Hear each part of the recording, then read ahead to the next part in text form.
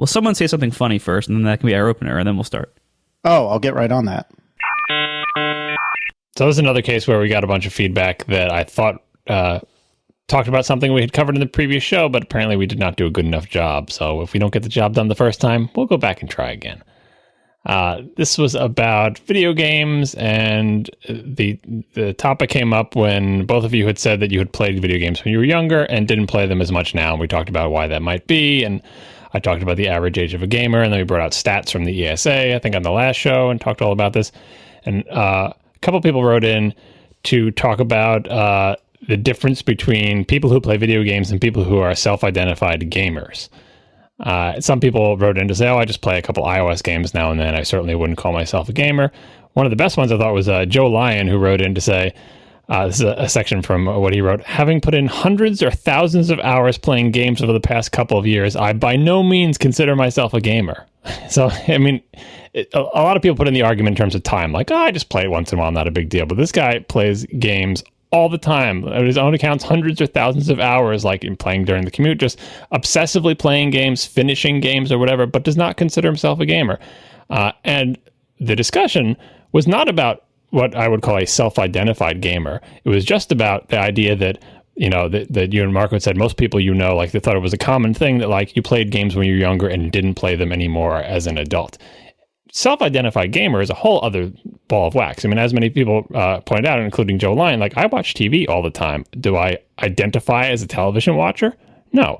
It's not the games you play. It's not how long you play them. Identity is entirely up to the person. I would call myself a self-identified, like I would call myself a gamer, but it's for reasons entirely outside how many games I play, how long I play them. I guarantee I play games for less amount of clock time than almost anybody else who considers themselves a gamer. So that's more of an identity and a cultural type thing. It has nothing to do with that. And it certainly has nothing to do with what we were discussing, which was, is it common for people to play a lot of games when they're young and stop when they're older? And by going through the stats on gamers, we discovered that that's not the case. That in fact, there was one of the stats people, it was like twice as many adult women play games as males under 18. And the average gamer was like our age. So it's very clear that the majority of the people who are playing games today did not stop playing games when they got older. Oh, hang on a second. I've got to go and say goodnight to one of my children, but I'll be back. You can just vamp for a second and make a nice cut point, and I'll add something in. But this is something I have to do. I'll be right back.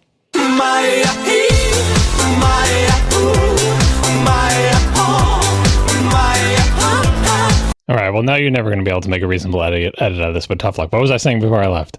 I believe you had finished that follow-up bit. So we were moving on to other follow-up.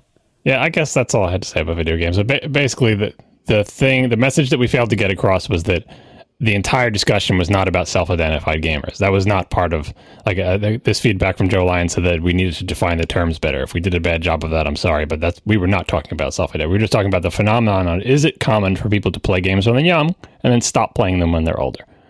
Regardless of during any of those times, whether they consider themselves self-identified gamers. And like I said, I don't think that tag has anything to do with any criteria you might bring up that you could measure, like how long you play, what types of games you play, how obsessed you are with the games, anything like that. It's more, you choose to identify yourself. You choose if that's some part of your identity. Again, with television, part of my identity is not that I watch television, but part of my identity is that I play games. Why? Because that's what I choose to do, and that's up to each individual person. But that's not what we were talking about. All right. So we also got a lot of feedback about our discussion, what was really more your guys' discussion about Comixology and in-app purchase and Apple and who's at fault, who's on first, what's on second, I don't know, who's on third. And a lot of people wrote in to compare your arguments, John, to the arguments I hope I got this right. I think I got this right. Against net neutrality. So this whole discussion about a fast lane on the internet and, if Netflix is pumping a crud load of data across Comcast pipes, then you know what? Netflix should probably have a discount or maybe even pay more, depending on who you ask. And so can you address how this is either the same or different than net neutrality? Yeah, it doesn't really matter whether the people who are sending the feedback were for or against net neutrality. And in fact, I think what they wanted to say was all those people who sent that feedback, I would guess the real debate they want to have is about net neutrality, because regardless of which side they are on the Apple thing, what they're trying to say is this Apple situation is similar to net neutrality. And if you don't have the same opinion about both situations, you're being inconsistent. Therefore, you're wrong about one of those two things. And it doesn't really matter if they think we're wrong about Apple and Comixology, if they think we're wrong about net neutrality or whatever. They just wanted to see some consistency. And I didn't like a lot of this was over Twitter. I didn't have time to send back tweets that explain this whole big long thing. Although I tried to a couple times on Twitter before I realized it was pointless. And for emails, I figured we would address it on the show. Because like 1 or 2 responses came in, you're like, all right, no big deal. And 1 or 2 Twitter, but it was super common that everybody was like, you're saying that Apple should cut a deal with Amazon. And how is that any different than the ISPs cutting a deal with Netflix or Amazon or anything like that? And I think it's different in a couple of in ways. Some very important and some less important, although you can decide which ones you find more convincing. The biggest and most important difference in what I tried to express on Twitter, because I thought, oh, here's a succinct way to express this, is Apple doesn't sell access to the internet. That was not convincing to anybody. It was like, so what? What's different about the internet and Apple selling access to its customers? You give us a 30% cut, we let you use our payment system and get access to our customers. And I wasn't about to try to explain in 140 characters what the difference between access to Apple's customers and the internet is, but I will try to do so now. The internet is It's a series of tubes. Yeah, right. It's by definition, there is one internet. Anything you connect to the internet becomes part of the internet. The internet is the way we are all connected to each other. There are not multiple internets. There's not one, there's not two, there's not five. If you made a second one and it connected to the internet, it would by definition become part of the internet, because every place on the internet is reachable to every other place, plus or minus NAT and all this other stuff. But that's like, conceptually, that's what the internet is. It's how we're all connected to each other. That is very different than getting access to the customers of the second place cell phone, platform or any other type of thing like that. Like, maybe if Android didn't exist, and I guess if Microsoft didn't also exist, you would have a little bit more of an argument. But I would say that even in that case, the possibility of something coming up that would be similar to iOS, like if Android didn't exist, you're like, well, Google could enter the phone space and make their own operating system and platform and do something, or Apple could, or not Apple could, or Amazon could, or Microsoft could, right? No one is saying, well, what about when the competitor to the internet comes along? Because this whole internet thing could be, replaced by just some hungry competitor comes up with the new internet, the Internet 2, which is a thing that exists. Look it up. But anyway, does it still? Yeah, I'm sure it does, and I'm sure it will eventually be connected to the internet. What about the IPv6 internet? Will come to replace the old internet. That is not much of a possibility, I don't think, happening these days. The internet access is the internet itself is perhaps the only unique, singular, different than everything else in many, many different ways.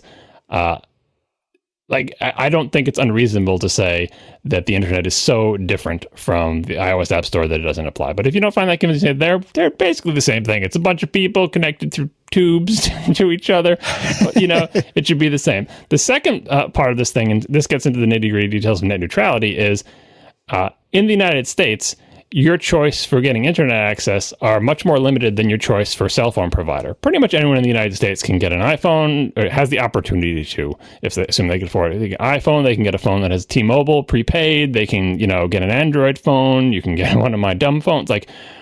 Your choices for cell phone, tablet, so on and so forth, no matter where you live in the United States, you have many different choices. In a lot of places in the United States, you only have one choice for internet access. And some of those places where you might have two choices, soon you will have one choice because there's constant consolidation. A lot of these places have local monopolies. And the reason they have local monopolies leads to the third reason. In the United States, anyway, I don't know about the rest of the world, but in the United States, a lot of our internet infrastructure was built essentially with taxpayer dollars. These broadband companies got billions of dollars in tax breaks in exchange for, okay, but we'll give you these tax breaks, so we'll help you out here, the government said, as long as you build out your networks to provide more people with access, because we as the government had decided it's for the good of the nation that more people have broadband access, therefore here is $1 billion write-off for you to continue to expand your networks. So these networks that the ISPs have, some of whom are a monopoly in their particular local markets, weren't just built by those ISPs. They were built with taxpayer money. and have been operating for many years in a way that is neutral to that, where they don't decide, whose traffic will be sped up and slowed down based on who will pay them. All of this, I think, makes the internet, it's complicated by the fact that, of course, the iOS App Store runs over the internet. And if you want to think about that, you can think, well, okay, what if Comcast decides they want 40% of every purchase through the App Store? Everyone would go nuts, right? I think they are extremely different situations, and I don't see any inconsistency in saying the internet, this strange singular thing that in the United States is only accessible to people through a single broadband ISP in many locations and has been partially paid for by taxpayer money and has operated in this sort of common carrier-like situation for many, many years, should be treated differently than one vendor's app store. And I put a link in we'll put it in the show notes to this recent Vi Hart video trying to explain net neutrality, which is kind of a boring, weird thing to understand, but she does these neat little things where she draws on a notepad and talks over it, and maybe it won't make it any clearer, but at least you'll be entertained. The fun thing about her example is, as Casey alluded to, I think he watched the video, the example she gives, the way she tries to draw an analogy is that the customer who uses a lot, like Netflix, it's like, wow, a huge amount of the traffic going through these ISPs is Netflix. The ISPs, the example she uses, the ISPs go to the Netflix and say, 30% of our traffic is from your stupid movies. Why don't you pay us some extra money? Otherwise, we'll throttle all your bandwidth, which is exactly the opposite of the situation that I was suggesting for Amazon or at the App Store in general, which is, hey, it looks like you're selling $20 billion worth of comic books. Would you guys like a volume discount? We'll take less of a percentage if you sell more, because we want people to drive more and more business through our store. I don't think the direction you're turning the dial makes so much of a difference. The bottom line is I think Apple should have the right to set whatever terms it wants for the people who sell through its app store. And I don't think there's anything magical about it being 30% for everybody. And as many people pointed out, it's not 30% for everybody. If you sell a physical product through the app store, you don't have to pay Apple anything. Why? Because Apple makes the rules of their app store. It's already not uniform, and all I was suggesting was continue to make it not uniform. Come up with a different rate. Take a larger, smaller percentage based on volume, based on whatever the heck you want to do. Unlike the net neutrality thing, if Apple gives Amazon a break and bad things start to happen, they can change their mind. Apple can at any time change the terms, and they control their own app store. It is a private thing. Yes, it happens over the internet, but it is definitely a private thing. And the only other 2 points I want to make in the Apple Comixology thing, which I didn't get a chance to put in the show notes, is for the most part, the only feedback we got were the net neutrality ones and people telling me that the App Store has to stay the way it is, otherwise bad things will happen. And the third one was that Apple shouldn't budge because Amazon's in the wrong, and why should Apple change anything? It's Apple's right to do whatever it wants, blah, blah, blah. Nobody wrote me in to say that it was better for users this way. That not being able to buy comic books through the Comixology app is better for users. Nobody argued that, which makes me think that is a pretty slam dunk. Everyone agrees that's worse. So all the people arguing the opposite are basically saying it's okay for things to be slightly worse on Apple's platform because, and then the greater good, like because they have to hold the line, because if they give in now, they'll just be giving in forever and they'll lose control of the App Store and so on and so forth. I think that slippery slope angle would be more convincing if this was the first time this happened and if this hadn't been the case on the App Store for years and Amazon had shown that it's not willing to budge. And I think the other point about the situation is that the way I think about it is this a bigger problem for Apple or Amazon? If Amazon says, okay, we're going to make you buy everything through a website and Apple doesn't get those sales anymore, who is that a bigger problem for? Is it a bigger problem for Apple now that they're not getting a 30% of anything because Apple's selling everything through the website? Or is it a bigger problem for Amazon in that people won't buy as many comics because they have to go to the stupid website? I think, and as I tried to argue last time, it is a bigger problem for Apple because it makes Apple's platform worse. And Amazon always has the excuse of, well, yeah, Apple's platform is a little bit worse, but hey, if you don't like it, buy Kindle. Like they have their own platform to promote in exchange, right? And so, yes, Amazon is going to lose sales because people can't buy things as easily, but their answer is so much more compelling than Apple's. Their answer is, you shouldn't be buying the stupid iPads anyway. Buy a Kindle Fire. We have an amazing looking screen. It's a great place to read comics. You can buy them right on the device. By the way, it's also cheaper than an iPad. Apple's answer is, yeah, it's worse, but trust us, we really need to hold the line on this because if we give in to Amazon, the world will come to an end. And I did get two different kinds of feedback from people who are like, this happened, and they kept using their mom in the examples. I'm just the messenger, don't shoot me. Again, it could be because their mothers are much more technologically advanced than their fathers, and their fathers don't touch iPads. But anyway, they were saying, this happened on my mom's iPad, and I just put a shortcut to the to the website on her iPad and she just goes to that and it's no problem, but not a big deal. Another person said this happened, they're talking about when the Kindle store stopped having an internal web view for the website. This happened on, back in 2011 for the Kindle store. And from that point on, my mom always calls me when she wants to buy a book and I buy it for her. And then other people saying this happened and then someone, stopped even buying things because they said, oh, this is stupid, it's broken now, I'm not going to do this anymore. So anecdotal evidence on all sides, whether this is a problem or not, but I think it was only one person who said that it's not a big deal. You just go to the web link. But anyway, I think this hurts Apple more than it hurts Amazon. And I think after several years, it's clear that Apple is not going to win this by holding strong. And I just don't see the point anymore in holding the line and making things worse for users with the expectation, with the argument that if you do anything else, just the App Store will come crumbling down. If they do this and it turns out bad, they still have total control. Apple can change the rules at any time. I think it's worth an experiment, especially it could be a secret experiment where they have secret deals with Amazon and they call it off and they have NDAs and no one can talk about it or whatever. Like Apple is in the driver's seat here. I just think it's time for customers to stop suffering. Well, hold on though. There was one other point that a few people pointed out that one of the reasons why Amazon might not want to do Apple's in-app purchase system has nothing to do with the 30% cut and everything to do with Amazon wanting to own that buying experience. And I alluded to that a little bit, but we got a number of people pointing out specifics of why that's important to them. So one of the biggest, of course, is they want your credit card information to be entered into Amazon. They want to, they want to have the most credit cards on file of anybody, and they want your default behavior to be, if you're going to buy something, buy it from Amazon with one click, done. And so, for you to be using Apple's system, that's one more customer that Amazon might not have using them.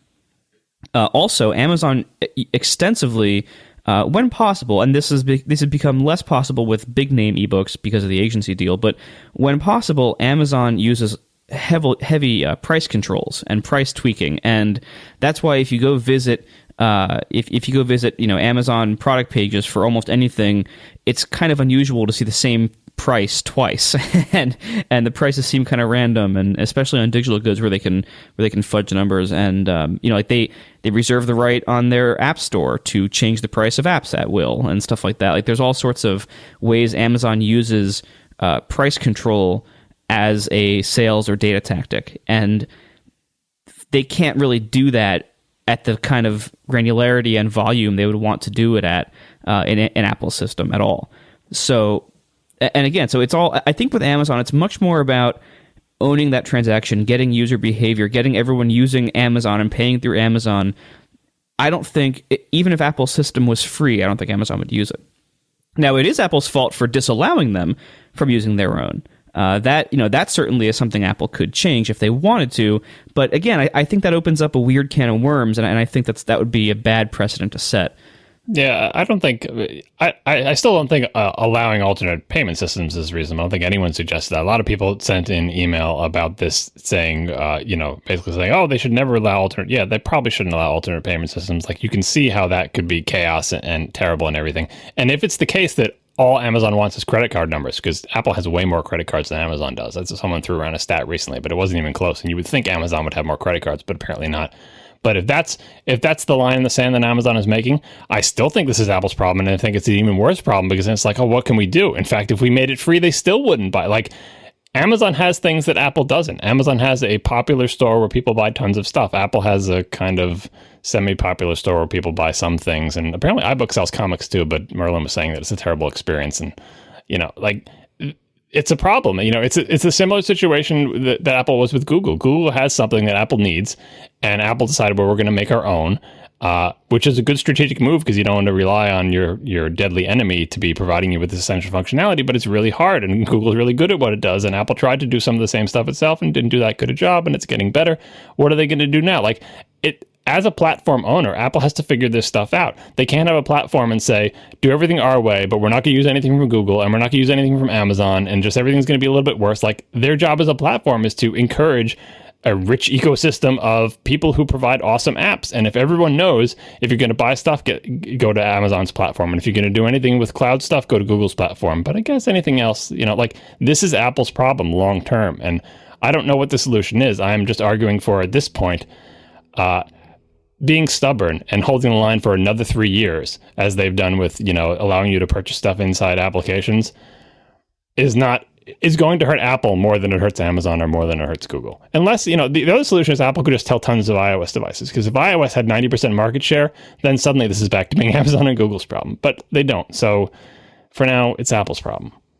Well, they do have that kind of level of a lot of things like, web browsing with purchase intent and stuff like that. Like Apple, the iOS platform does represent itself way larger than its installed base in things like, what percentage of people doing actual online purchasing of goods are using Apple stuff, or, what percentage of people buying books online, buying movies online, that kind of stuff. I bet Apple's platforms actually are big enough in those that Amazon, for instance, has to have an iOS app for their business to be healthy in that department. Well, I don't know if they ever broke those down by how many of these purchases were through apps versus how many were through mobile Safari, someone going to Amazon.com and just buying, sweaters and stuff. Like, I don't know if it's broken down by app, but Amazon's perfectly happy to let you use your iPad as a web browser and buy stuff from Amazon. So can we go back a second to the is this or is this not net neutrality debate? Because I feel like you kind of fluff that off. Well, it's not the internet, thus it's not the same. So no, and I don't know if it's quite so simple. And the way I look at it, and it didn't occur to me until people wrote in about it, but if you look at the situation at my house today, if I want to watch some content, let's use Netflix as an example, Verizon is standing between me and that content. So somehow or another, I need Verizon to kind of orchestrate the exchange between Netflix and me. In a similar vein, if I have an iPhone and I want some content, be it a comic or be it an app or whatever the case may be, Apple is standing between me and the content I want. And I think what people are bothered by is, at this point, couldn't you make a reasonable argument that the same kind of common carrier stuff that applies to Verizon, aren't we almost at the point that applies to Apple too? Verizon is not between you and the content you want. Verizon is between you and the internet. Sure. And that's an important distinction, because when you're buying something through Apple, like you're buying something from Apple's store, right? Someone uploaded it to Apple. Apple has it. Verizon has nothing. Verizon doesn't, you are choosing to go through a Verizon's gate to get to the internet, at which point you can choose wherever you want to go. I mean, you're going through the internet, for crying out loud, you're going through the internet to get to the App Store, if you want to think of it that way. Verizon is the gate between you and buying the thing. Why shouldn't Verizon get 40% of every purchase through the App Store? They are your gate to the internet. And the internet is a different thing. It's how we are all connected to each other. Verizon does not own anything on the internet. Verizon does not run the internet. Verizon doesn't run Netflix. Verizon doesn't accept uploaded videos from movie studios to Netflix. Verizon doesn't manage the subscriptions of people to Netflix. Verizon has nothing to do with Netflix. They are a gateway to the internet. They like to put themselves in between and say, oh, well, the entire internet is our oyster. No matter what you want to do there, we can extort money from whatever the most popular things are, because otherwise we'll cut off their access. And we can do that because in the US anyway, in many markets we have monopolies. And what are they going to do? Go to a different competitor? Verizon has nothing. Apple owns the App Store. They accept uploads. They have a developer program. They made the hardware. They made the software. They allow people to upload things. They accept your money. They do that is Apple. We're going through the internet to get to Apple. It's not the same thing as the internet at all. The internet is a special, unique snowflake. I'm going to say that. It is different than everything else. The internet is not the App Store. For crying out loud, the App Store is on the internet. Without the internet, nothing works.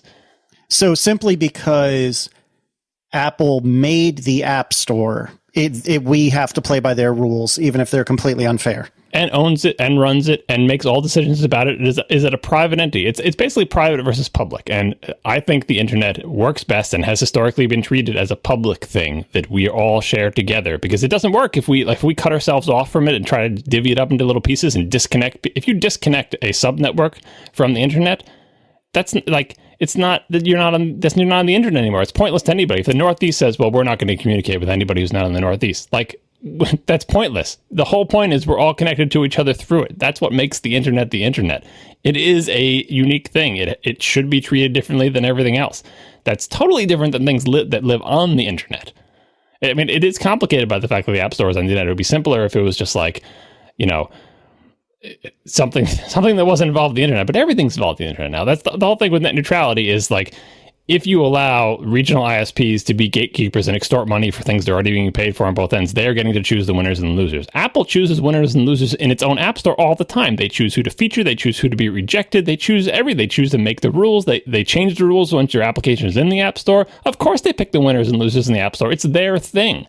But they don't choose whether you can get to the app store. Verizon would choose, oh, well, if Apple doesn't pay us, we're not going to allow people to get to the app store over their iOS devices wirelessly.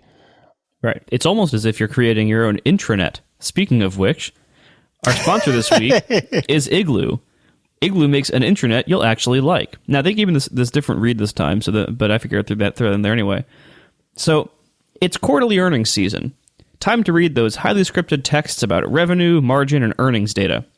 With that in mind, Igloo, the makers of an intranet you'll actually like, wanted to present a quarterly report that you'll actually like. They're a private company, so they decided to present the numbers you care about in a way that's easy to understand. It's how they design their software, too. The quarterly report takes the form of an infographic with fun stats about how customers use their intranet every day. 1 blog post every minute, 144 meetings every hour, 995 wiki articles added every day. And it's blended with quirky facts about the people that work at Igloo. For example, they've consumed 6,144 cups of coffee in the past 3 months. The site's developed with a cool parallax experience and some cool animations, so check it out. Check out what's been happening at Igloo this year. igloosoftware.com/earnings. Once again, check out Igloo Software, the makers of the internet you'll actually like, at igloosoftware.com/earnings. Thanks a lot to Igloo for sponsoring our show once again. They're pretty cool people there. All right, the last bit of follow-up is on app links. Quick little thing. We talked about the Facebook project app links last week, and we got a bunch of feedback from people who are much more familiar with it than we are, saying that the point of app links is mostly not about going from browsers to apps, which is what we were mostly talking about. It's mostly to more intelligently link from apps to other apps without bouncing through the browser.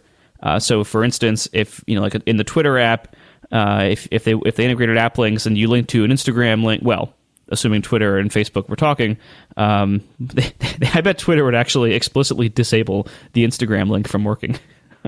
But anyway, suppose it was some other service that Twitter is friendly with, like, suppose it's the Tumblr app, and the Tumblr app wants to link to Instagram, because I don't think they hate each other yet. So the Tumblr app would, link directly to Instagram instead of, bouncing through the web browser. So you still have to fetch the page, but then, they have a library that handles that for you. So it's still kind of iffy. It's still... You don't have to fetch the page. Well, they have to fetch the HTML.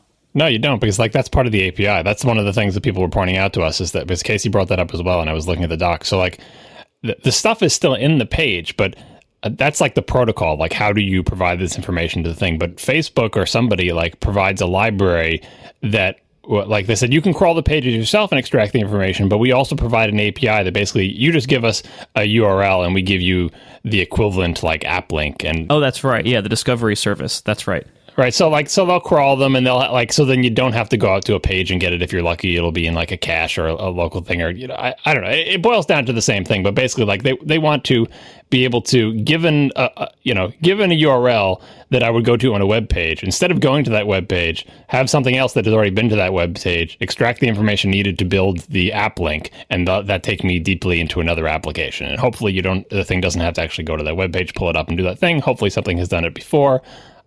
But that's the equivalency. That's I think the piece that I was missing in this thing is basically given a URL that works in a web browser, that would work just fine. It shows you the thing that you're going to buy or whatever. Tell me what is the equivalent location inside an application, and form that into an app link that I can use to get to the equivalent page inside another app. Boy, that is a fantastic way for Facebook to capture tons of click data on all the URLs people are clicking in apps. Now I know why they launched this. There we go. That's the reason right there. It's just a discovery service. It's just an implementation detail. Don't worry about it. Well, you're right, because they want to bypass the web page, because the only way you could get to places with, like, protocol helpers are going through a web page and redirecting you to the, like, whatever protocol handler that iOS says belongs to your application. It's like, no. We'll get that, given a URL, we will tell you what the equivalent application page is based on all this metadata that is in the URL. And that's why this stuff is on a web page. And it makes more sense to me now that, like, if you don't support app links, you'll just go to the page and the page will show you details for that book. But if that page has app link information and you tap on it in an app that supports app links, we won't show you that detail page for the book. Instead, we'll take you directly to the book selling application that, the page that shows the detail inside the app instead of going to a web browser. Right. And for every single link you tap in any application that supports this, it's going to first check with the Facebook discovery service. And yeah, anybody else can run a discovery service, but this is going to be the default one that's already built in and free. So, of course, everyone's going to just use that. And that way, every single link you ever tap in an app that supports this will first tell Facebook that you're clicking on it. That's fantastic. But it's there. I mean, it may only tell Facebook they're clicking on it, but Facebook wants to have this constellation of applications surrounding their data. And so they want to use it for their purposes. And like, okay, well, if they don't have the Facebook whatever app installed, take them to facebook.com/whatever. But if they do have the Facebook whatever app installed, don't bother sending them to facebook.com. Instead, send them to the app, because they think their big thing now is, like, customize experiences in native applications instead of sending people to one big blue website. We also have t-shirts for sale. We have t-shirts for sale for a very short time remaining. We only have, right now, as we record, there's like 4 days remaining. When we release this, it'll be more like 1 or a day and a half remaining. So please, if you want a t-shirt, which we greatly appreciate, because we'll make a few dollars on each one, if you want a t-shirt, please get it quickly, because you're almost out of time.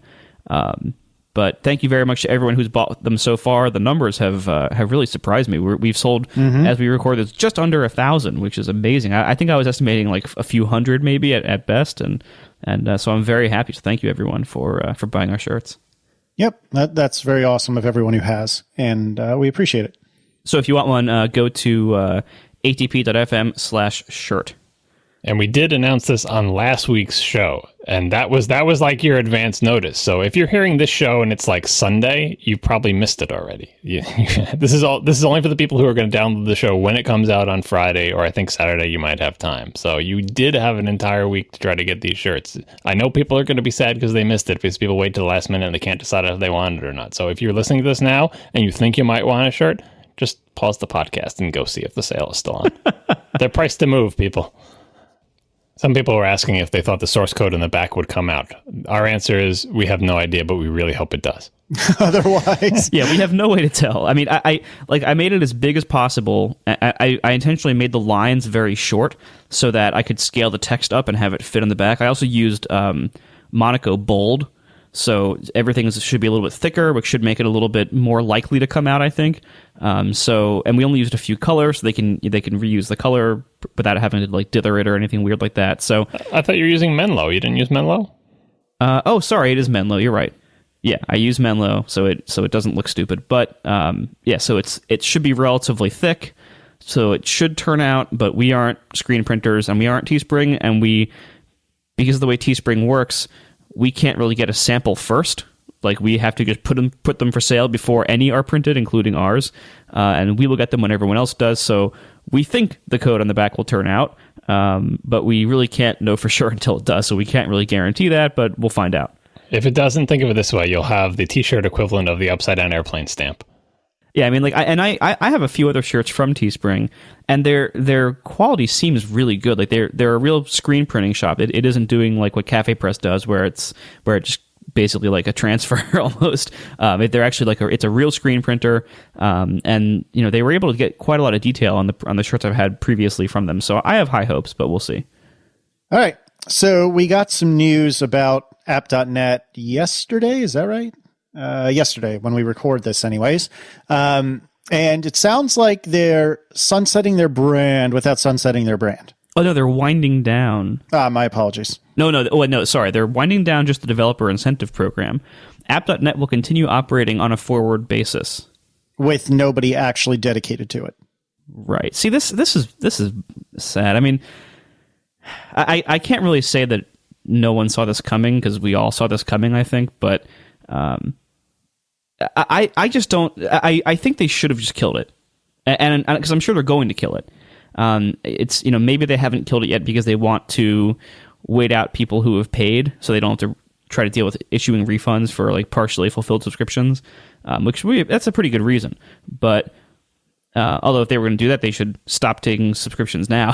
But so maybe that wasn't their plan. But now what they basically said is, so a few weeks ago in mid-April was when all of the initial subscriptions expired. So if you were one of the backers at the very beginning, which is where I think most of their user base came from, at least most of their paying user base, if you were one of those original backers they did kind of like a Kickstarter style thing, and then they lowered the price, and then you got extended, and so anyway, all those subscriptions were up a few weeks ago in early April.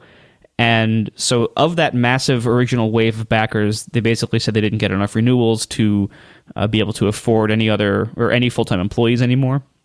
So there are now no more employees. They will use contract work here and there occasionally as the budget permits, which is a fancy way of saying if you subscribe some more. And so it's basically like there's basically no one working on it anymore. And they said it's financially healthy enough to keep going indefinitely, but that statement is probably based on the number of subscribers that it has today. And now that they've announced that it's kind of dying or dead, I suspect the number of subscribers will continue to go down.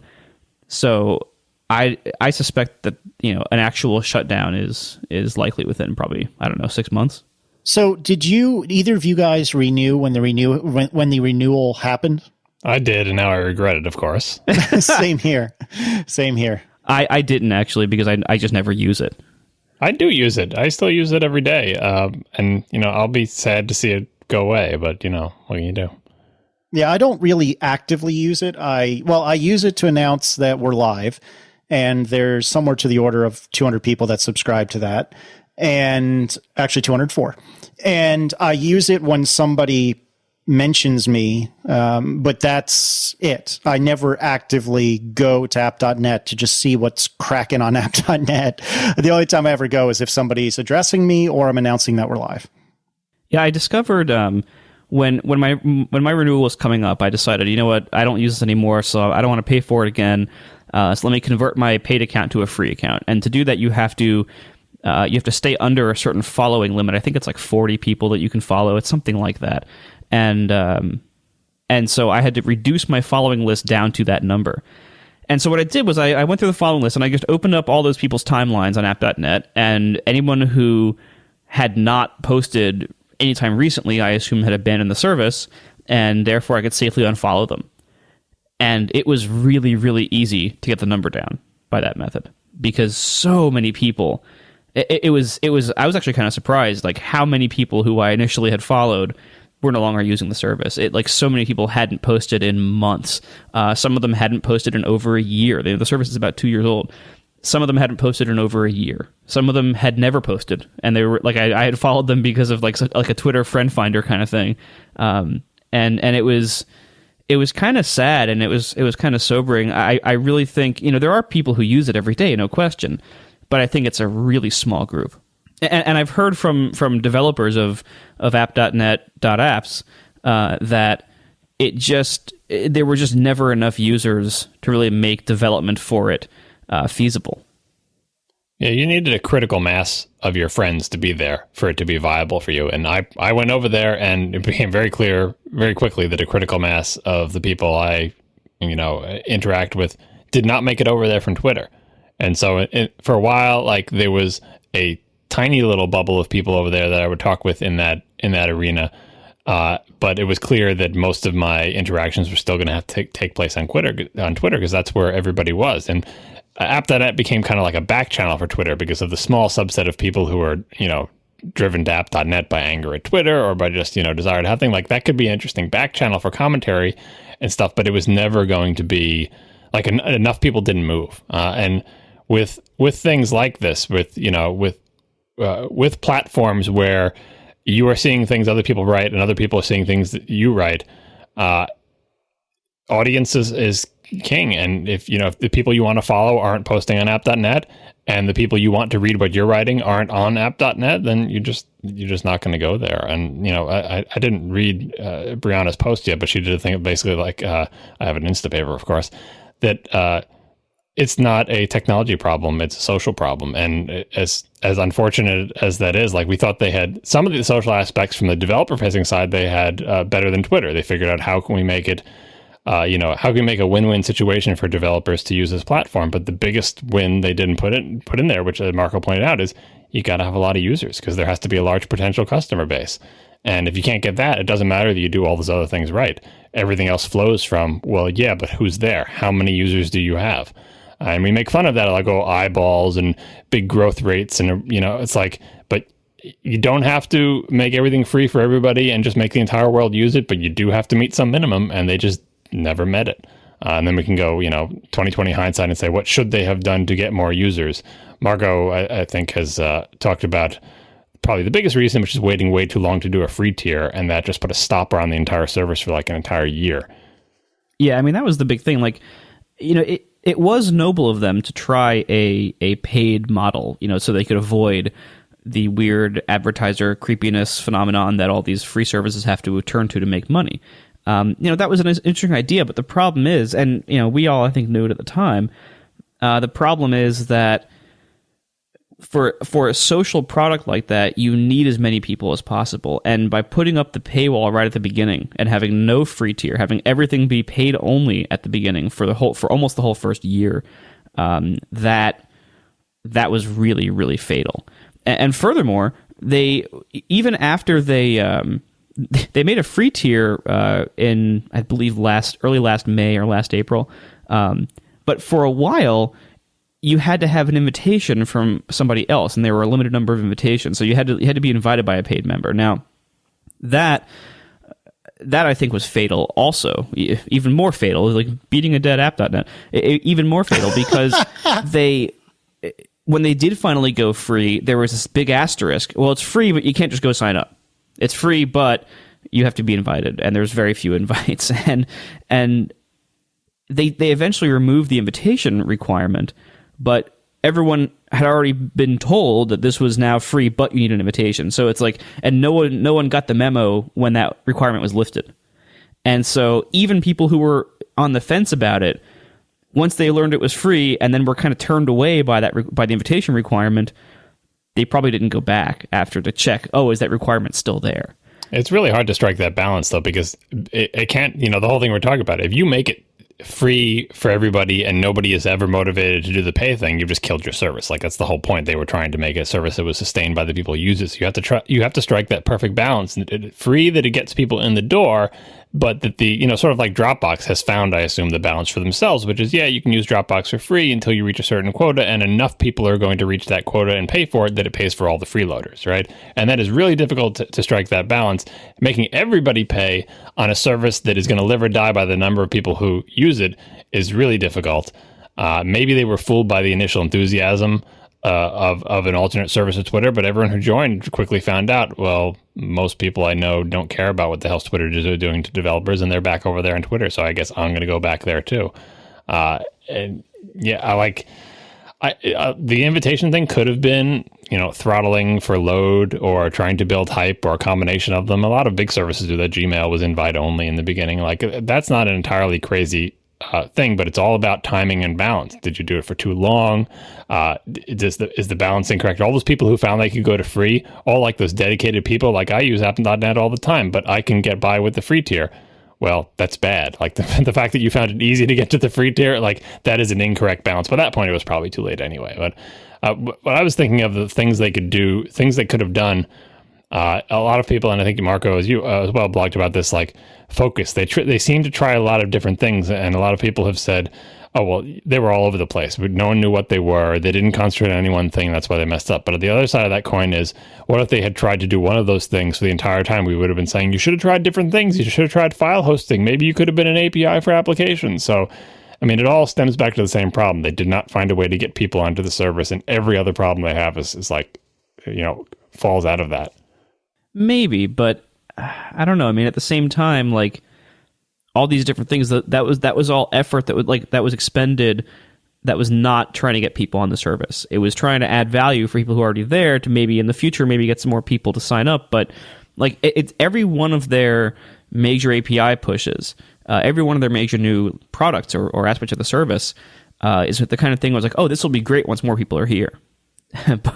but that never came. Well, they were trying to get new customers. Like they would say, okay, we can't get people to come and use it like Twitter. Maybe we can get app developers to use it as their back end, kind of like Simperium or something. Like it was trying for another user base. Okay, we can't get enough regular people. How about it? Can we get enough developers of applications? Well, we can't get enough of them. How about people who just want to host their files? And the thing that might have undone them is instead of doing the pivot thing where you try like, this is where we're going to go now, they never got rid of the old things. They just added to them. So it became this big long list of things that it did. And that becomes difficult to support. You know, it's not as if they said, okay, well, we were a Twitter-like service, but now we're a file hosting service. We were a file hosting service, but now we're an API connecting thing. Like, they did all of those things at once. And to their credit, engineering-wise, they seem to do a good job on all those things. Like, Manton is very happy using them as an API and a back end. But, yeah, again, you have to be able to show that you are sustainable or show that you get so many customers that some VC is willing to pour money down your throat forever until someone buys you out. Right. Well, and engineering is one of the least important things when it comes to growing a social product. Like, look at MySpace. MySpace, you know, it's easy to laugh at them now, but before Facebook was big, MySpace basically ruled the internet for a few years. And they had the worst technology in the universe powering that thing. They still do. And it's like, it is comical just how much in shambles that company always was. MySpace has always been comically dysfunctional before and after acquisition. And you know, their site was like held together by tape and glue, and yet it was the biggest social site on the web for a long time, and still is no slouch. And you know that the technology matters very, very little. What matters for anything that is social is just the social network effect. It's getting the people who you want to talk to and reach on there. And you know, there was never any hope for something that was paywall only for every single user to ever get that big. You know, if they were going to get big, they should have had a free tier at the very beginning. But that's hard. Like the reason they did invitations was probably not to build hype. It was probably because they were afraid of things like spam and abuse from bulk registrations, which is a major problem. It's hard to deal with. But like that's the game. Like that's the game you're signing up for if you want to have any kind of socialization or have anything that requires, you know, strong network effect here, or that needs to overcome a strong network effect. So, you know, really I think what they should have done instead was had no social products at all and focus purely on the developer API stuff. Because then they have a lot fewer direct competitors. But even then, the model of having the users pay instead of the developers is weird. And I don't think that ever really had a chance. To App.net's credit, the success they had surprised me. Like when they got real app developers to make real App.net clients instead of just like some random person doing it as a lark, you know, like the NetBot thing, like where, I mean, granted, maybe they just reused a lot of the work they had done for Tweetbot and everything, but you know, they got actual attention from real developers and they got some pretty darn high quality applications. Even if it was someone's first application, like those people honed their App.net clients and shaped them up into, you know, applications that I would put up against any third-party Twitter client, you know? And some of them weren't just like Tweetbot ported to NetBot. Some of them were brand new applications out of whole cloth. And they were pretty darn good. Granted, there was prior art in terms of people had seen what Twitter applications are like. But just think, they managed to make something that was big enough to do that. And that was part of their goal. Like, we're going to make an awesome platform for developers. They did every part of that except for the part where there's tons of customers. And they tried to make up for that by giving them a share of the money they were getting. Like, it worked much better than I thought it would for longer than I thought it would. And so I give them credit for even achieving that level of success. Because if you think about that, if, you know, who else has tried that and been even remotely as successful? It is, especially on something like a social network, it's a tough sell. So they have nothing to be ashamed of in terms of they had the guts to do this. They made it happen, and they got a reasonable level of success. They just didn't get over the hump, and they're sliding back down the hill. Yeah, agreed. I mean, you know, I've talked to Dalton. Like, these are good people, and I'm trying to, you know, be constructive here. Like, I don't think they're idiots. I know they're not idiots. And I don't think I think they just they were trying something really, really hard, and it did not work. And again, and I agree. It lasted longer and got further than I thought it would. I didn't even think it would get backed. Like, I didn't think they would even make their goal because it seemed pretty high at the time. And they did, and they blew right past it. I mean, and they let to last 2 years. I mean, I certainly wouldn't have guessed that either. But I don't know. I think now the way they're kind of, winding it down, I think they should just kill it, because now it has nobody working on it, and the user number is just going to go down because now it's like a sinking ship. Like, it's like it's almost like, like Merlin was talking about it briefly on Back to Work this week, so listen to that. But it's a little weird. It's like it's like you're hanging out at a bar with your friends, and there are people like filtering out for a while, and now the owner has just turned the lights on and left. And now you're all just sitting there like with the lights on in this empty room. Like, how long are you really going to stay there? Somebody tweeted today that, like, if you don't like using something that doesn't have full-time people working on it, then you should trash half the iOS applications on your phone.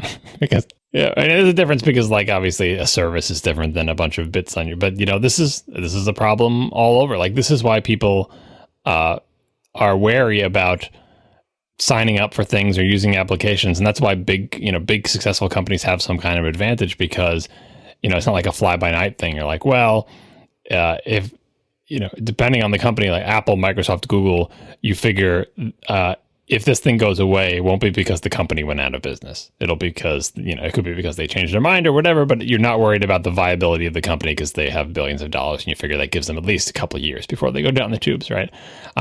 Whereas things like this, it's all just, how much do you believe in these scrappy group of people, and how, and they made it 2 years, which is like longer probably than some Google projects. So good on them. So something Marco said a few minutes ago actually really made me think for a moment. You had said something along the lines of, well, they kind of screwed up having people, or having the users pay for app.net rather than having the developers pay. And it occurred to me that you could make a really legitimate argument that app.net was further up the stack than a lot of the things we're working with. So if you look at the lowest level, we've got a physical machine that, say, Marco owns for Instapaper or Overcast or what have you, that is co-located at somebody's data center. And then you get a little less close to the metal, and you have a virtual machine that's still at somebody's data center, and so on and so forth. So it's a shared resource. Then you move up the stack a little more. You have something like Heroku, or Azure is perhaps in the middle maybe, but something like that, where you have sort of a platform as a service thing. Well, that's what app.net could have been. I feel like it would be even further up the stack from like a Heroku, where you have this entire platform waiting for you. And it seems, in retrospect, it seems obvious to me now after hearing Marco say that would have been really powerful for developers. And if the pricing wasn't god awful, that would be a really, really great way for a developer to get, say, user accounts set up easily, or data storage, like you had mentioned. There's so many things that app.net eventually ended up doing, or ends up doing. I don't know if I should use past tense or not, but anyway, there's so much that they do that, as someone who has no interest in running his own servers like myself, that is something that's very powerful. And I think Manton touched on this, and I keep getting reminded of, I think it was Brent Simmons had posted about, hey, why don't we have an API kind of like this? And I think his point was a little bit different, but it's a similar idea, and it really could be a wonderful thing if you don't want to go through the hassle and effort of completely rolling your own stuff. Yeah, totally. I mean, that's, and I think part of the problem with app.net, app.net, the name and domain started out as something else, and Dalton and company kind of merged it in with this idea. When Twitter started being a dick, they started merging it in with this, and kind of took over, and became something else because it was a new cool thing that there was a need for. And then as they ran app.net, they kept doing more and more of those kind of things. Like, hey, let's take this thing and add this other thing to it, and this other kind of product, and this other kind of service, and let's add this on and add this on. And I think that lack of focus really hurt them a lot. But I think if they would have skipped that first or that second step, if they would have skipped the step of let's make this into a Twitter alternative, or let's make this into a platform that could power a Twitter alternative. Please don't email me. If they would have skipped that and gone directly from the old app.net developer services company into what you just described, like a high-level developer backend services company, where the developers would pay them to host their backends on this infrastructure, and users would never have to know about it. Just the same way users don't have to know if your backend is on, AWS or Parse or Microsoft Azure. Like, they don't have, like, users don't need to see that. It's an implementation detail. And you, the application developer, would do your own, user management, in the sense that, like, you would say, all right, this, create a user, and, here's an email and password, give me a user account for this. And then you, with every call you'd make, you'd say, all right, give me the files for user ID XYZ. Like, that's for my application. Like, that's a level up. And I think that's probably a better business to be in, given all the services they were building on top of it. Like, it seems like they would have been better off targeting only developers and making the developers pay, and making all of these great services they added to it just developer services, really. Well, that would be boring, though. I mean, like, there are services out there, like I mentioned Simperium, but there's also, wasn't there that one before Game Center came out that did all the game high scores and leaderboards? What the hell was that called? Yeah, I know what you meant. I always had to say no to it. Yeah, whatever. But anyway, and Azure, of course, is one, and like all sorts of services that are like this, that are essentially offering alternatives to iCloud or alternatives to Core Data. And of course, all the alternatives to iCloud don't have the advantage that iCloud does, in that your users are probably already logged in. OpenFaint was the game thing. That's it.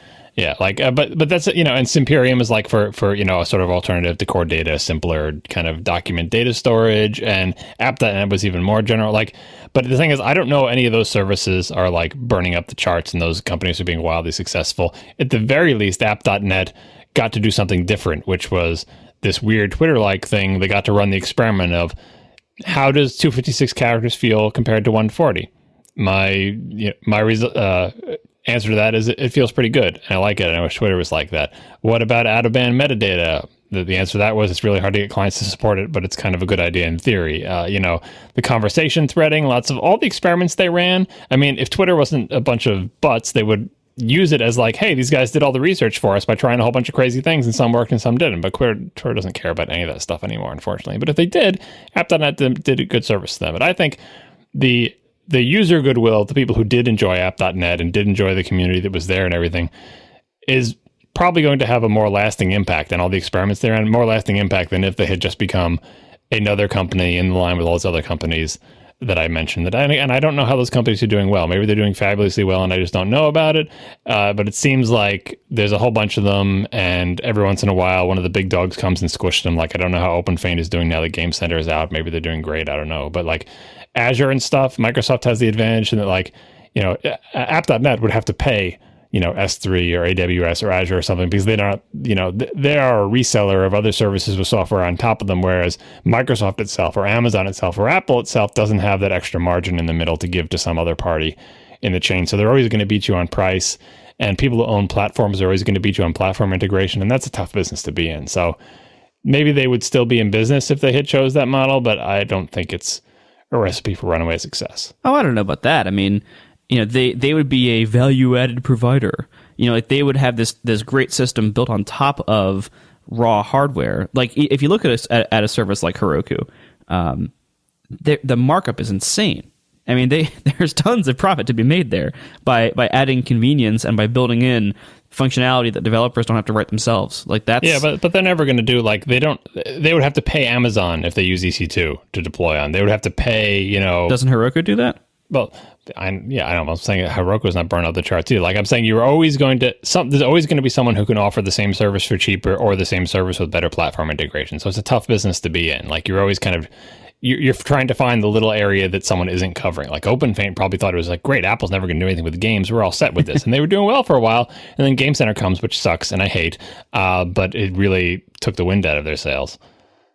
Yeah, I mean, I suppose it is a harder business, but do you think it's harder than a paid social network? Well, I mean, it's risk reward. Like, they went for the riskier play initially that had the bigger potential upside. And like I said, I think the things they did with it are more interesting experiments than if they had, tried to sell services, because and maybe they would have done something more interesting there, but it just seems like it would have been more of the same. Like, we offer something similar to these other companies, but with different services or whatever, whereas no one made as successful a sort of Twitter-like application as App.net. I think, what was the other one? Tent? It used to be called Tentis. Mm-hmm. Yeah, well, they changed the name to something else. Anyway, they had a federated system, or maybe, that's the thing about leaving this thing running. I think Tent is still running because it's like not centralized, and it's called Cupcake now or whatever. Like, it'll never die because it never lived, right?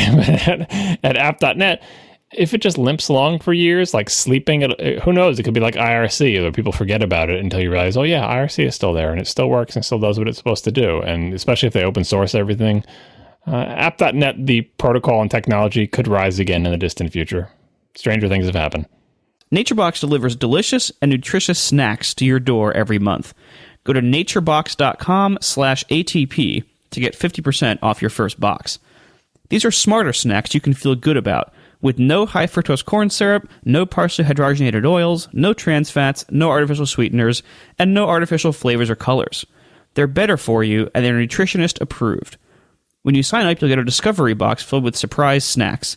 Then you have the option to either pick your own, or you can let NatureBox surprise you with new snacks every month. You can browse their site, once again that is naturebox.com/ATP, to check out their full lineup, along with all previous NatureBox deliveries, with nutrition labels and ingredient lists for everything. Each bag includes 3 to 5 servings of its snack, and you can choose from 3 quantities. You can get 5, 10, or 20 bags a month. 5 bags are just $19.95, 10 bags are just $29.95, and 20 bags are just $49.95. All of that comes with free shipping to the continental US, and they'll even ship to Alaska or Hawaii for just $2 more. NatureBox is great for the home, office, or on the go. Go to naturebox.com/ATP to get 50% off your first box. Once again, naturebox.com/ATP, and you get 50% off your first box. Thank you to NatureBox for sponsoring our show. All right, so let's talk about one more thing tonight. And this actually broke before the last episode, maybe even the day that we recorded the last episode. We didn't have time to talk about it. And our friend Alan Pike wrote about how in a preview release of Chrome, they've removed the URL bar, or the Omni bar, or whatever you call it. And so we'll put the link in the show notes. And basically, where currently you have a full bore URL, and it highlights the top level domain and so on.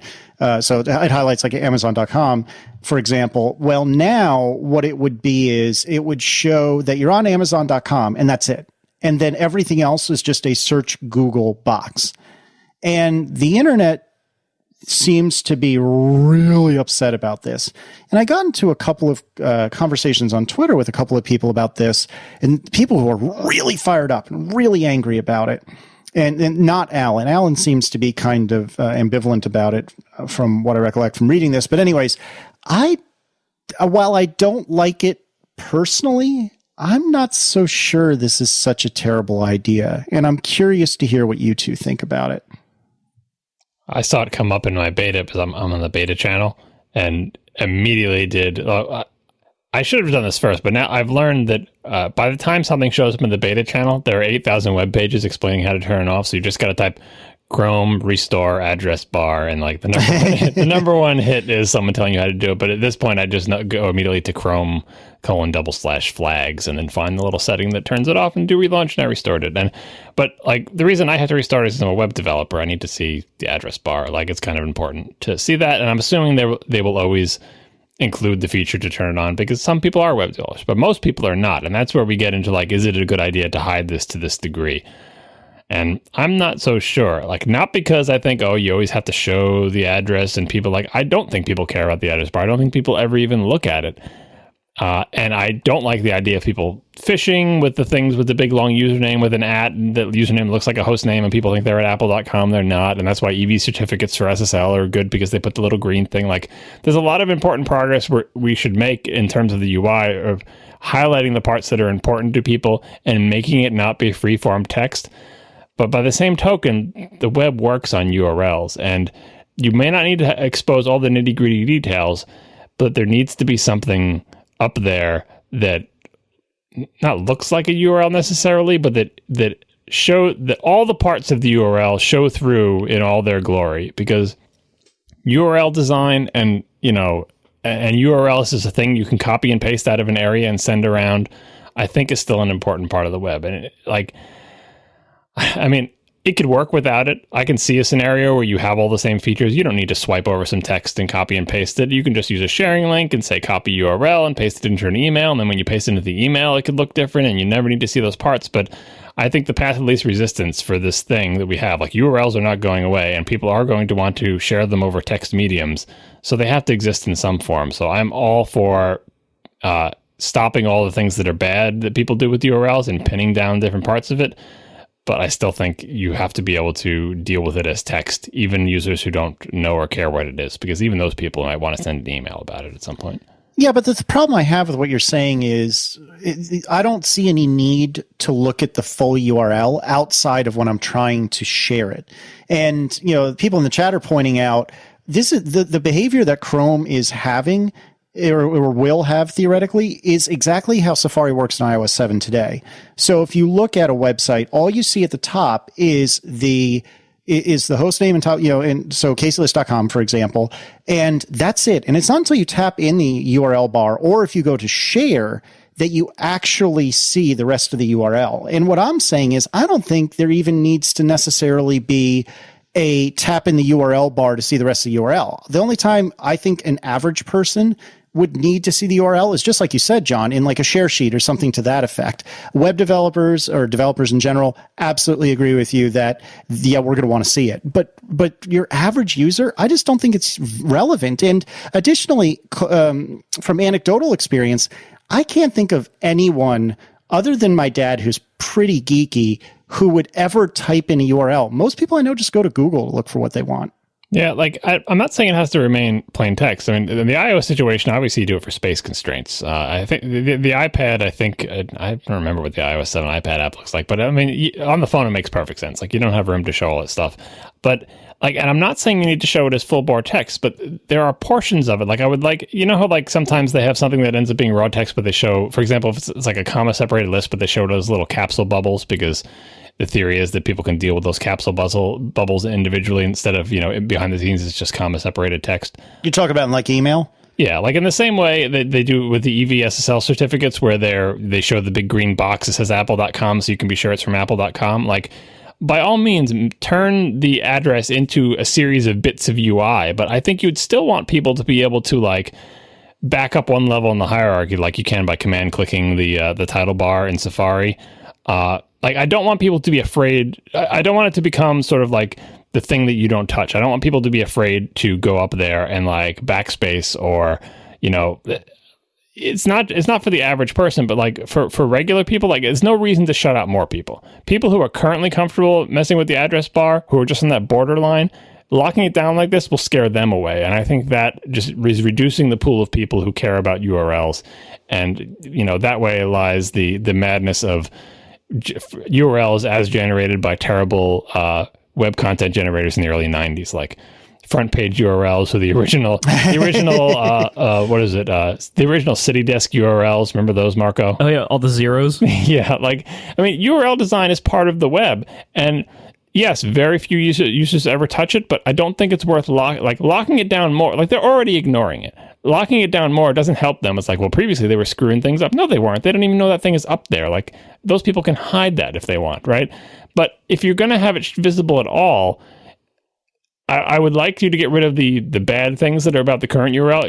You shouldn't be able to fish people with it. It should be, it should be parsed out and made into some kind of UI. But I would like to strike a balance that still allows it to be sort of piecemeal editable and selectable and manipulable by the people who do care about the address bar. And people who don't care about the address bar, just hide it completely.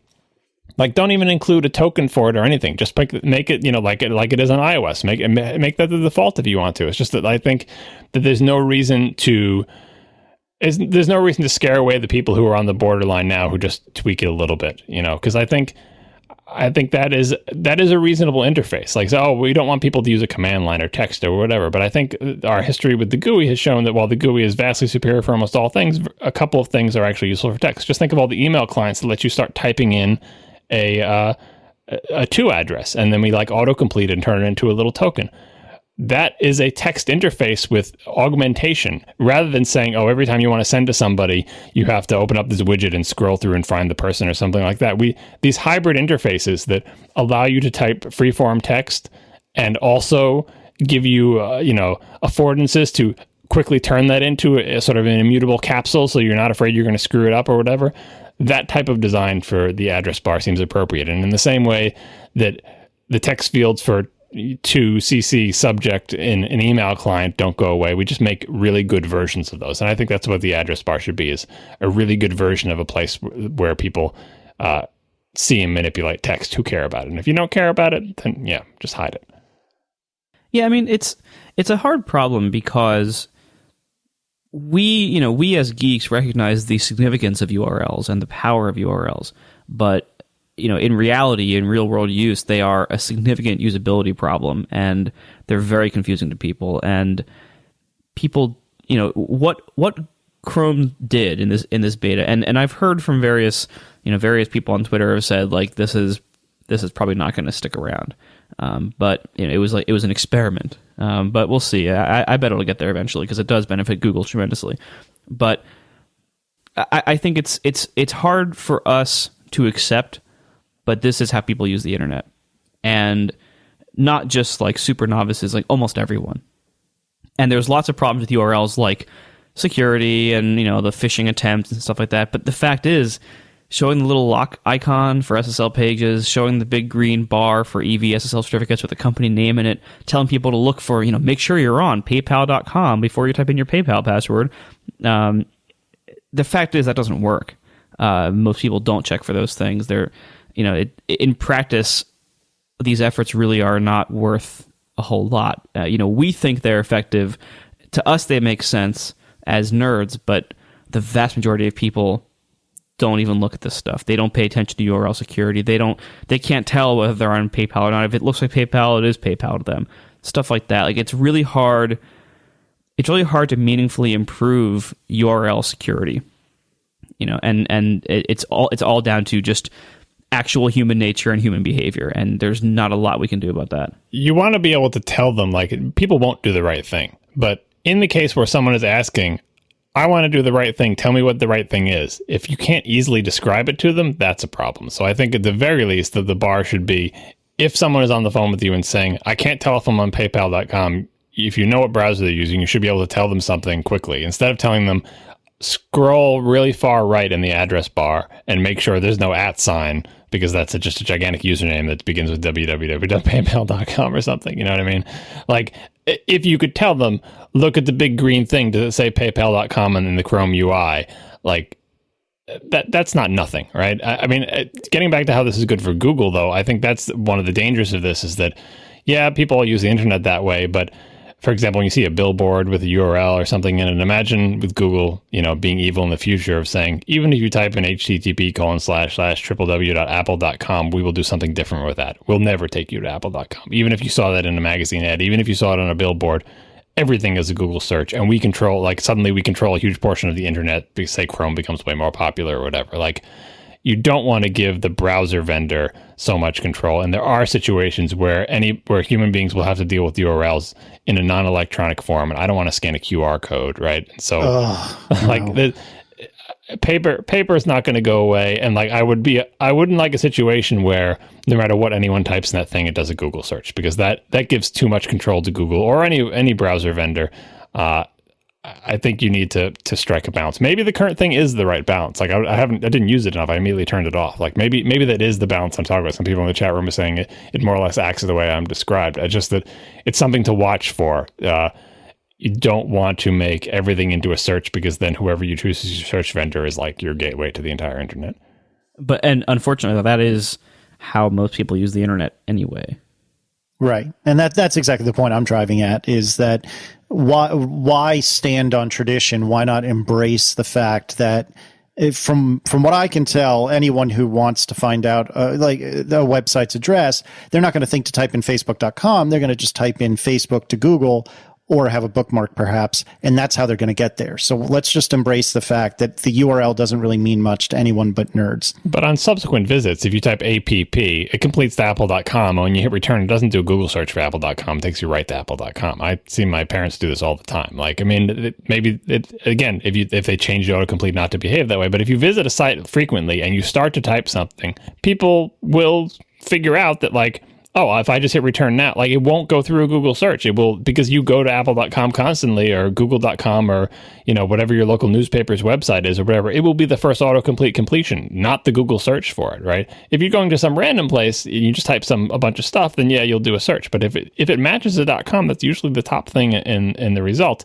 And I think people like that better than going to Google and clicking the top result. I think they like it saying, they want to go Denver Post, they type DEN, and it already has highlighted denverpost.com, and they hit return. They would be annoyed if it went to Google, even if the top hit was denverpost.com. They just want to go to Denver Post, right? And I think bookmarks, nobody uses them anymore. Bookmark bar things, if people ever figured out how to configure them or someone configures them for them, they use that a lot. I think there is still a desire to go immediately where they wanted to go without going through a search when people know where they want to go. Yeah, that's true. But why couldn't you, in this Omnibar, why couldn't you match against page titles rather than URLs? Nobody knows what the titles of pages are. Half the titles are probably the same title of the whole site anyway. Well, the titles are all spammed up with keyword crap anyway. Breaking news, world news. That's true as well. But, I mean, if you're looking for Apple and you've been to apple.com in the past, I'm assuming that the title on Apple's landing page is something that says Apple Inc. or whatever. Well, the top level domain things that we talked about and laughed about in the last show have not come through and wiped out all sanity in domain names. So it currently is still a cache and association with like something.com. People know what .com is, and the reason they know about it is because they've been seeing it in address bars. And it is a way, something to hang your head on. If someone says, oh, you can't, you should check out blah, blah, blah.com, it's something you should go home and type in your web browser, and it distinguishes it as like, this is the website. Luckily, we've gotten rid of the triple W, more or less, even Casey. But like, there's still something to, not just like reading off billboards, but communicating with friends or whatever. You don't want to tell someone, oh, just type this into your thing and I'm sure it'll be the number one result. If it's like, go to netflix.com, you can sign up for Netflix. What the hell is netflix.com? It's something you type in an address bar that resolves to a host name. They don't know the details, but they know like that's different than saying if you just search for Netflix, you'll find it, which is also true. But communicating in .coms with each other, advertising them and telling other people about them, I still think there's value in that. Our final sponsor this week is New Relic. Go to newrelic.com/ATP. New Relic is an all-in-one web application performance management APM tool. It lets you see performance from the end-user experience, through servers and down to each line of your server-side code. Nowadays, if you're in any business, you're in the software business. Software powers our apps, runs our databases, manages our accounts, runs e-commerce sites and email programs. When software breaks, everyone loses. New Relic helps improve your software performance so your users have a better experience and your business is more successful. How is that for a win-win? Or if you're Syracuse, a win-win-win-win-win. New Relic monitors every move your application makes across the entire stack and shows you what's happening right now. You can zero in on problems quickly with transaction tracing, SQL and NoSQL performance analytics, application topology mapping, and deployment history markers and comparisons. Just sign up at newrelic.com/ATP for a free 30-day trial. Then deploy their agent. It natively supports Ruby, PHP, Java, .NET, hey, Casey, this is all for you, and even Node.js and Python. It'll start collecting data immediately, and you can quickly see inside your app to start finding hotspots, fixing issues, and optimizing performance. Thanks a lot to New Relic for sponsoring. Once again, go to newrelic.com/ATP for a 30-day free trial. So I open sourced my blogging engine during the time between the last episode and today. Does the name of your blogging engine end in Liss? No. Wow. It's just called Camel. Camelis? No, just Camel. Which I still don't know how to pronounce the word right, but it's a combination of my first and middle names. Portman something or other. John, it's French, I think. Well, portmanteau? Is that what you're talking about? I don't know how to pronounce it either. I think that's it. Well, thank you. Thank you for taking the fall for me this week. Anyways, so there's not really that much to be said here, and I'm actually going to not say much, but unlike usually. But I did open source it. It's on GitHub, and I already got a pull request, which I accepted, which was a one-liner, but it was a one-liner that I didn't think to include myself, which was to set the content type for the RSS feed. But no, it's been an interesting experience. It was very stressful, the thought of open sourcing it, because I kind of wanted to, but I was so scared that by doing so, everyone will realize that I don't really know anything about Node or Express, and I just kind of hacked this together, and it's held together in the same way that MySpace was, as we were talking about earlier. But nobody's really come out of the woodwork to say that I'm completely off the reservation, which is good. And granted, everyone's code does suck in some way, shape, or form. But no, it's been pretty cool. I've liked having it up there. Now the biggest problem I have is that I feel like it's feature complete, and I don't feel like I really want to add anything. I've since last episode, I added my loose pagination, which you can't see yet because I haven't posted enough on my site yet. But now I'm like really into it, really excited about it, but I don't have anything else to do. So now I'm like, well, guess I need a new project. You tweeted about like the line counts, and it was like 400 lines of code, but it was here.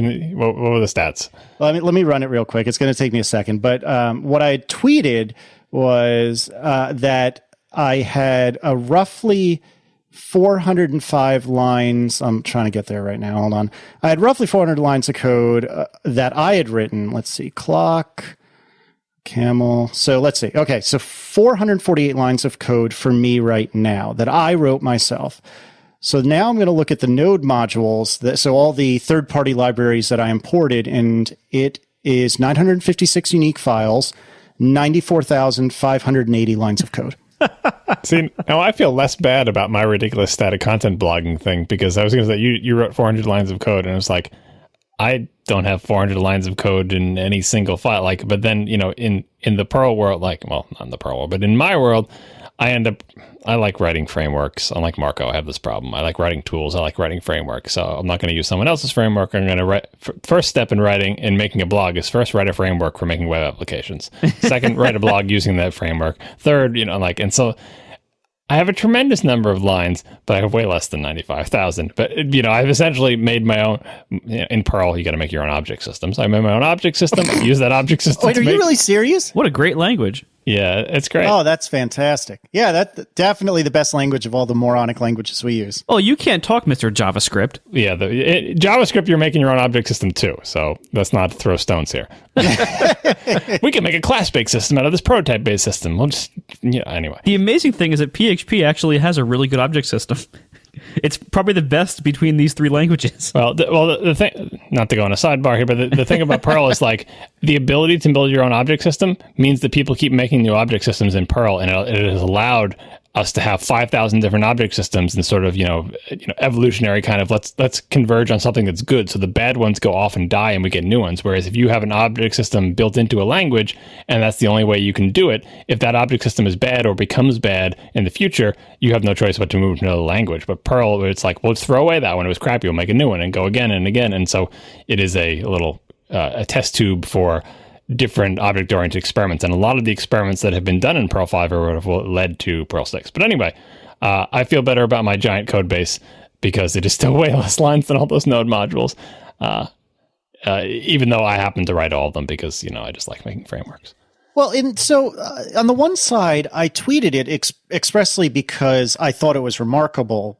It was both remarkable that it took only 450 lines to write what I consider to be a full-featured blog engine, at least for the needs that I have. But it's also remarkable that I'm leveraging basically 100,000 lines of other people's code in order to get there. And on the one side, I would tell you that is a completely terrible idea to use that much code that you have no control over. And granted, it's all open source, but I don't intend to open up any of that source. But on the other side of the coin, most of this code, especially Node, the Node community seems to be very into testing. Let's show what the test coverage is, how many of the tests are passing as of right now. And so because of that, I would argue that using all of this code is like how Marco talks about using MySQL because he's not the biggest user of MySQL. And MySQL's been proven, it's been tested, a million zillion people have used it, and we know it's solid. And maybe that's not true of every package that I've chosen, but nevertheless, I got to assume that most of them are pretty well tested, pretty robust, and I really shouldn't have to worry about them. So, like I said, half of me is freaking out about using 100,000 lines of other people's code, but the other half of me is like, well, actually, it's probably for the best that I didn't roll my own on all that stuff. No, you're supposed to be doing that. Everyone is using that. That's not even the beginning of the count of number of lines of other people's code you're using to run your blog engine. That's how everything works. Like, I'm not saying it is a bad thing. It's just like, in fact, I would say that's a good measure of the health of the JavaScript ecosystem is like you only had to write the code that was relevant to the thing you were trying to make. And yes, everything else you could use a library that was reasonably well known that you didn't have to hunt around for something. There was something suitable for your needs. It seemed like it was reasonably well supported. So like these are all good things. I was just, when you had said it was 400 lines of code, I was like, wow, maybe he's getting a lot more done with a lot less lines of code. But then at the top of your thing, you have 8,000 require statements and like, oh, okay. That makes sense. Some of these libraries I recognize. It's not 8,000. How many is it? It's like 10-ish. Yeah, like your little comment for statics. Wrong language, Casey. I put it in air quotes. Yeah, the scare quotes, yeah. Would you relax? Thanks a lot to our 3 sponsors this week, Igloo, New Relic, and NatureBox. And we will see you next week. Now the show is over. They didn't even mean to begin, 'cause it was accidental. Oh, it was accidental. John didn't do any research. Marco and Casey wouldn't let him, 'cause it was accidental. Oh, it was accidental. And you can find the show notes at atp.fm. And if you're into Twitter, you can follow them at CASEYLISS. So that's Casey Liss, MARCOARMENT, Marco Arment, SIRAC, USA Syracuse. It's accidental. They didn't mean to. Accidental. Tech podcast so long. We talk about the format of your Flowerbox comments here too. Have you not decided how you're going to handle things in JavaScript? It's clear that you've adopted the JavaScript naming conventions and capitalization, but your little box thing is misshapen. What's wrong with them? Is that a format you use in C, C++, or is that a special little thing that you made just for JavaScript? I mean, I've done it occasionally in the past. I did it so in C#, I would use regions, which basically is code folding, the same way that you would use pragmas in Objective-C, and that's what I would do there as well. Well, it's a little bit less code folding. God, I can't pronounce that. Code folding in Objective-C, and more about the drop down at the top of the editor. But anyways, that's for IDE integration, right? It's not a feature of the language. You're just yes, exactly what you just said. But for this, it's 450 lines, and I just wanted something that would catch my eye as I'm scrolling down the file, and so I thought a big 3-line comment would do the trick. Hideous. Well, what would you have done? Ugh, can we count the ways that this is bad? Maybe it's just this Flowerbox or my code in general. The Flowerbox. All right. Okay. So it's not symmetrical because you've got the beginning end of the comments at angles to each other, upper left, lower right. So right away, it's all oddly shaped. The sides of the box, because of the way the font spacing is, there's like giant gaps in the side, but really tight things in the top, right? And then inside it, you have some text that's all caps. Like it's shouting at me. And the width, is it 80 columns? No. Is it 60? I don't even know. Let's just randomly. It's wide enough. It's sufficiently wide. It's randomly sized. I give a thumbs down to this format for writing comments. John, I really think we have to see your code. I do too. Because has the world ever seen your code? And there's tons of stuff on the CPAN. It's hideous. Feel free to go look at it and laugh. Anything recent though? No. I mean, I update the things on CPAN frequently. So if you look at the date, will be 2013, 2014. But the vast majority of the code was written a long time. But that's not why it's hideous. It's just, if you look at what it does, it's crazy. This is code I originally wrote in the 90s. So I will put it up against anyone else's code they wrote in the 90s. But I look at it now and it's very bad. But aesthetically and formatting wise, I'm very particular about that. I like my equal signs to line up, and when there's a bunch of assignments with each other, I'm very sensitive with the formatting of comments so they look nice and don't add visual noise. And I get upset when there's no sane way to indent stuff, which is probably why I would go insane with Objective-C, because sometimes it's just like, look, this is not going to work out for anybody. Just like, these are really short and these are really long, and no matter how you line it up, it looks weird. Yeah, it is tough with Objective. If you're like a white space formatting purist, Objective-C basically has no standard that's good, that's actually useful. And like I try to wedge K&R-C style into it, which does not work gracefully, but it works well enough for me. But it's weird. Yeah, JavaScript has some similar problems in that there are some constructs that are just always ugly, and like there's no system for formatting them that will, you can't. It's C and simpler languages just have nicer rules, especially like when the pieces you're moving around are of similar size. Whereas if you're in a language where the size of these things can vary wildly, like really long class names and really short parameter names and really short class names, and it's just and square brackets versus curlies versus parens, and it's just no decision works. So I get upset about that. I like my code to be aesthetically nice. Well, why don't you use Python? Isn't it part of the language? Mm-hmm. So yes, then everything can have underscores in front of it, and it'll just be stabbing me in the eyes all the time. Good grief. Awesome. Double underscores before and after. That will show that this is a special method with meaning to the language.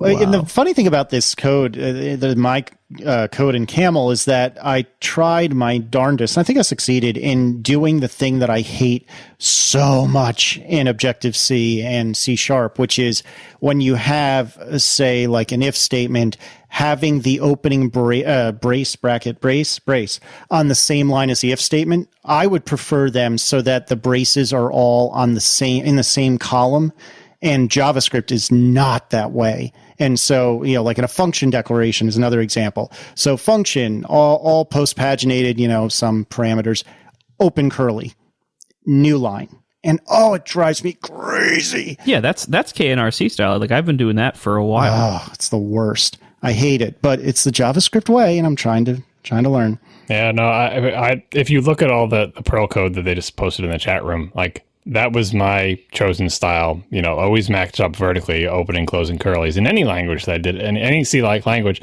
But in my job for the past 5 years, I've been doing it the other way. And I have to admit that my fingers have been rewired.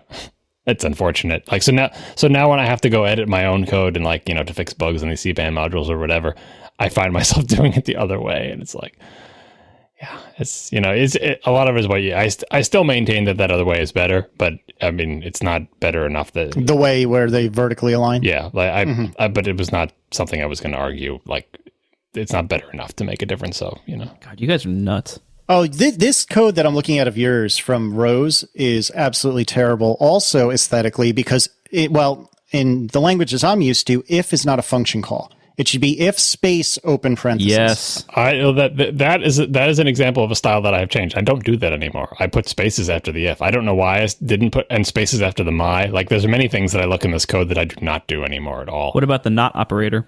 If space, not space? No, I don't put a space after the not. The not is stuck to the thing that it's negating. I agree. That's weird. Yeah, so it would be if space open paren not. Well, look, we may differ over these small things here and there, but at least we can agree that we're not animals like the people who don't put space around binary operators. Like those people should just all be pushed off a cliff. I don't even know what.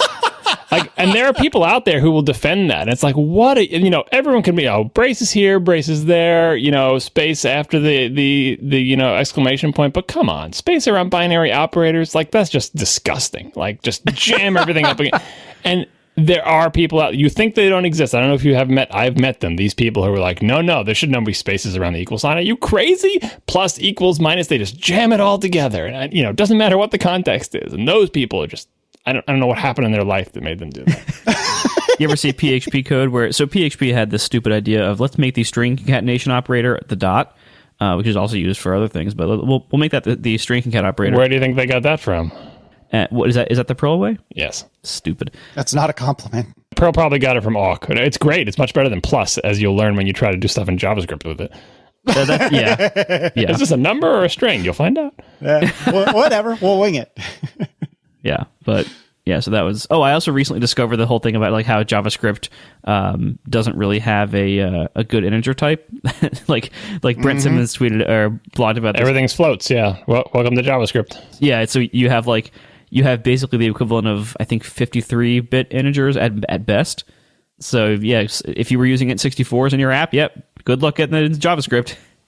Yeah, no, this is one of the many reasons that JavaScript sucks, and one of the many things that people who tried to write serious applications in JavaScript very soon discovered. And by the time they discovered it, they were like, "It's a formal part of the language. We're screwed." I just think it's so funny that, just like when Gruber and Brent Simmons did that video for Microsoft, and I said, like, wouldn't it be funny if you went back to 2006 Gruber and showed him this? Wouldn't it be funny if you went back to 2006 programmers and said, in 2014, the cool new hip language everyone's writing everything in is JavaScript? If you told me in 2013 that I would take this on for fun, I would have laughed in your face. I absolutely would have laughed in your face. Yeah, I mean, like so many other things, like Objective-C for that matter, people are excited by what they can do with it. Web applications are cool. If you can write a web application, modern browsers run JavaScript really well. Everybody has them. Suddenly, JavaScript, this crappy language, you can do cool things with it. People may hate Objective-C, but what you can do with Objective-C, you can write an iOS app. iOS apps are cool. That's appealing. So that's what it all comes down to. If JavaScript did not exist in browsers, it would be about as popular as Perl.